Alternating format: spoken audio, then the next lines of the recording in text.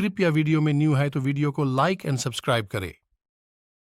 शल्य बोले, सूतपुत्र, तुम किसी परुष को हाथी के समान हृष्टपुष्ट 6 बैलों से जुता हुआ सोने का रथ न दो।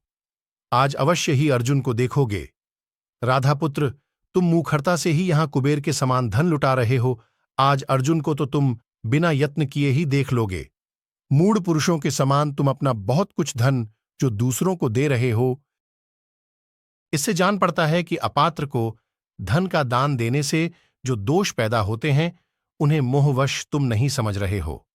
सूत, तुम जो बहुत धन देने की यहां घोषणा कर रहे हो, निश्चय ही उसके द्वारा नाना प्रकार के यज्ञों का अनुष्ठान कर सकते हो। अतः तुम उन धन वैभवों द्वारा यज्ञों का ही अनुष्ठान करो। और जो तुम मोहवश श्रीकृष्ण तथा अर्जुन को मारना चाहते हो, वह मंसूबा तो व्यर्थ ही है, क्योंकि हमने यह बात कभी नहीं सुनी है कि किसी गीदड़ ने युद्ध में 2 सिंहों को मार गिराया हो। तुम ऐसी चीज चाहते हो जिसकी अब तक किसी ने इच्छा नहीं की थी। जान पड़ता है तुम्हारे कोई सुहृद नहीं है जो शीघ्र ही आकर तुम्हें जलती आग में गिरने से रोक नहीं रहे हैं। तुम्हें कर्तव्य और अकर्तव्य का कुछ भी ज्ञान नहीं है। निसंदेह तुम्हें काल ने पका दिया है, अतः तुम पके हुए फल के समान गिरने वाले ही हो। अन्यथा जो जीवित रहना चाहता है, ऐसा कौन पुरुष ऐसी बहुत सी न सुनने योग्य अटपटांग बातें कह सकता है, जैसे कोई गले में पत्थर बांधकर दोनों हाथों से समुद्र पार करना चाहे अथवा पहाड़ की छोटी से पृथ्वी पर कूदने की इच्छा करे। ऐसी ही तुम्हारी सारी चेष्टा और अभिलाषा है। यदि तुम कल्याण प्राप्त करना चाहते हो तो व्यूह रचना पूर्वक खड़े हुए समस्त सैनिकों के साथ सुरक्षित रहकर अर्जुन से युद्ध करो। दुर्योधन के हित के लिए ही मैं ऐसा कह रहा हूं, हिंसा भाव से नहीं। यदि तुम्हें जीने की इच्छा है तो मेरे इस कथन पर विश्वास करो। कर्ण बोला, शल्य, मैं अपने बाहुबल का भरोसा करके रणक्षेत्र में अर्जुन को पाना चाहता हूं, परंतु तुम तो मुंह से मित्र बने हुए वास्तव में शत्रु हो, जो मुझे यहां डराना चाहते हो। परंतु मुझे इस अभिलाषा से आज कोई भी पीछे नहीं लौटा सकता। वज्र उठाए हुए इंद्र भी मुझे किसी तरह इस निश्चय से डिगा नहीं सकते, फिर मनुष्य की तो बात ही क्या है। संजय कहते हैं, राजन। कर्ण की यह बात समाप्त होते ही मद्रराज शल्य उसे अत्यंत कुपित करने की इच्छा से पूर्ण इस प्रकार उत्तर देने लगे। कर्ण, अर्जुन के वेग से युक्त हो उनकी प्रत्यंचा से प्रेरित और सुरक्षित हाथों से छोड़े हुए तीखी धार वाले कंकपत्र विभूषित बाण जब तुम्हारे शरीर में घुसने लगेंगे, तब जो तुम अर्जुन को पूछते फिरते फिरते हो, इसके लिए पश्चाताप करोगे। सूतपुत्र, जब सव्यसाची कुंती कुमार अर्जुन अपने हाथ में दिव्य धनुष लेकर शत्रु सेना को तपाते हुए पैने बाणों द्वारा तुम्हें रौंदने लगेंगे, तब तुम्हें अपने किए पर पछतावा होगा। जैसे अपनी मां की गोद में सोया हुआ कोई बालक चंद्रमा को पकड़ लाना चाहता हो, उसी प्रकार तुम भी रथ पर बैठे हुए तेजस्वी अर्जुन को आज मोहवश परास्त करना चाहते हो। कर्ण, अर्जुन का पराक्रम अत्यंत तीखी धार वाले त्रिशूल के समान है। उन्हीं अर्जुन के साथ आज जो तुम युद्ध करना चाहते हो, वह दूसरे शब्दों में यों है कि तुम पैनी धार वाले त्रिशूल को लेकर उसी से अपने सारे अंगों का रगड़ना या खुजलाना चाहते हो।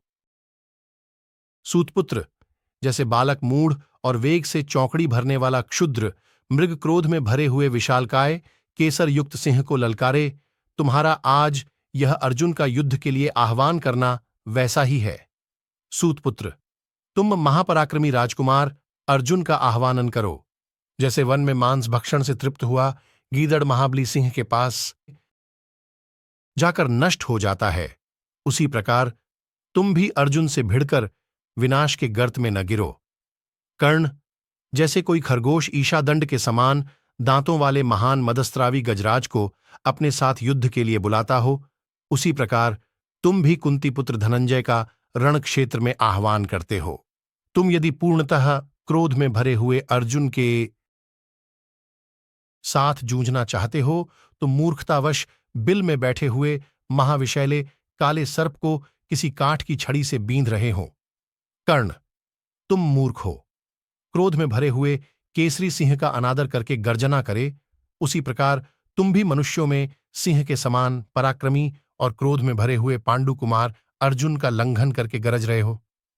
कर्ण, जैसे कोई सर्प अपने पतन के लिए ही पक्षियों में श्रेष्ठ वेगशाली विनता नंदन गरुड़ का आह्वान करता है, उसी प्रकार तुम भी अपने विनाश के लिए ही कुंती कुमार अर्जुन को ललकार रहे हो।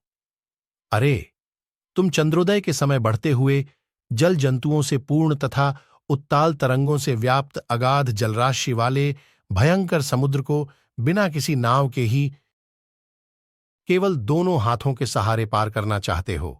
बेटा कर्ण, दुंदुभि की ध्वनि के समान, जिसका कंठ स्वर गंभीर है, जिसके सींग तीखे हैं तथा जो प्रहार करने में कुशल है, उस सांड के समान पराक्रमी प्रथापुत्र अर्जुन को तुम युद्ध के लिए ललकार रहे हो। जैसे महाभयंकर महामेघ के मुकाबले में कोई मेंढक टर टर कर रहा हो, उसी प्रकार तुम संसार में बाण रूपी जल की वर्षा करने वाले मानव मेघ अर्जुन को लक्ष्य करके गर्जना करते हो। कर्ण, जैसे अपने घर में बैठा हुआ कोई कुत्ता वन में रहने वाले बाघ की ओर भूखे, उसी प्रकार तुम भी नरव्याघ्र अर्जुन को लक्ष्य करके भूख रहे हो। कर्ण, वन में खरगोशों के साथ रहने वाला गीदड़ भी जब तक सिंह को नहीं देखता, तब तक अपने को सिंह ही मानता रहता है। राधानंदन, उसी प्रकार तुम भी शत्रुओं का दमन करने वाले पुरुष सिंह अर्जुन को न देखने के कारण ही अपने को सिंह समझना चाहते हो। एक रथ पर बैठे हुए सूर्य और चंद्रमा के समान सुशोभित श्री कृष्ण और अर्जुन को जब तक तुम नहीं देख रहे हो, तभी तक अपने को बाघ माने बैठे हो। कर्ण, महासमर में जब तक गांडीव की टंकार नहीं सुनते हो, तभी तक तुम जैसा चाहो बक सकते हो। रथ की घरघराहट और धनुष की टंकार से दसों दिशाओं को निनादित करते हुए सिंह सदृश अर्जुन को जब दहाड़ते देखोगे, तब तुरंत गीदड़ बन जाओगे। ओ मूढ़, तुम सदा से ही गीदड़ हो और अर्जुन सदा से ही सिंह है। वीरों के प्रति द्वेष रखने के कारण ही तुम गीदड़ जैसे दिखाई देते हो।